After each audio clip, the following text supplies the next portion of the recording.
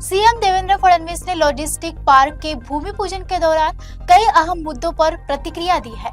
उन्होंने गैस संकट की खबरों पर अफवाह न फैलाने की अपील की। विदर्भ के विकास और किसानों की कर्ज माफी को लेकर सरकार की प्रतिबद्धता दोहराई और आगे उन्होंने क्या कहा, ये देखते हैं। देशातल्या एका अत्याधुनिक अशा प्रकारच्या प्लग एंड प्ले फॅसिलिटीचं हे भूमिपूजन या ठिकाणी झालेलं आहे। विशेषतः ॲडव्हान्स मॅन्युफॅक्चरिंगच्या क्षेत्रामध्ये एक मोठी भूमिका या फॅसिलिटीची असेल। एक्सएसआयओने नागपूरमध्ये नेक्स्ट जेन लॉजिस्टिक पार्क्स आणि इंडस्ट्रियल पार्क तयार केल्यामुळे निश्चितच ग्लोबल सप्लाय चेनमध्ये भारताची जी भूमिका आहे त्याच्यामध्ये एक ॲडिशन म्हणून याच्याकडे आपल्याला पाहता येईल। आणि त्यासोबत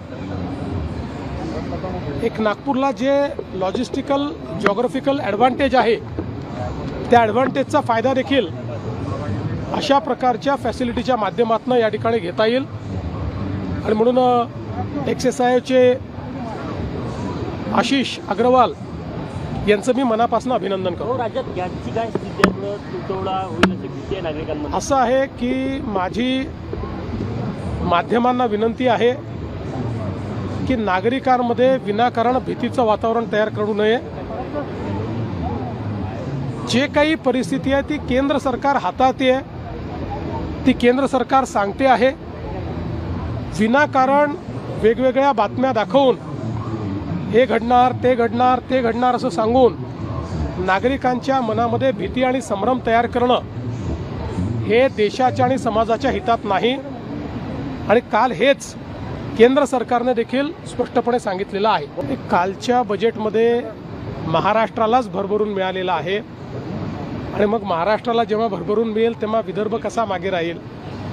त्यामुळे विदर्भाला आणि महाराष्ट्राला आणि मला असं वाटतं की अनेक गोष्टी असतील पण विदर्भाकरता सगळ्यात मोठा गेम चेंजरचा प्रकल्प हा वैनगंगा नळगंगा इरिगेशन प्रोजेक्ट जो आतापर्यंतच्या आपल्या इतिहासातला सगळ्यात मोठा नदीजोड प्रकल्प आहे त्याला आपण प्रशासकीय मान्यता देऊन काल बजेटमध्ये त्याची घोषणा केलेली आहे। मला असं वाटतं त्यामुळे विदर्भाचं चित्र पूर्णपणे बदलेल। असं आहे की आता मी घोषणा केलेली आहे त्यामुळे त्याबद्दल कोणाच्याही मनात संभ्रम नाही।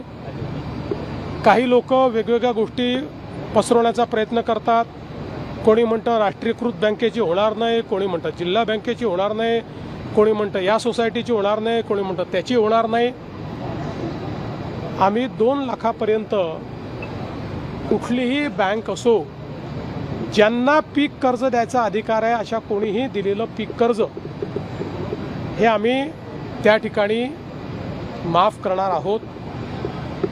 केवळ आमचा प्रयत्न हा आहे माफी शेतकऱ्याला द्यायची आहे, बँकेला नाही। त्यामुळे शेतकऱ्याला फायदा झाला पाहिजे याकरता त्याच्यावर आम्ही वर्किंग करतो आहोत। आम्ही यापूर्वीच सांगितलेलं आहे की 30 जूनच्या आधी आपण कर्जमाफी करणार आहोत।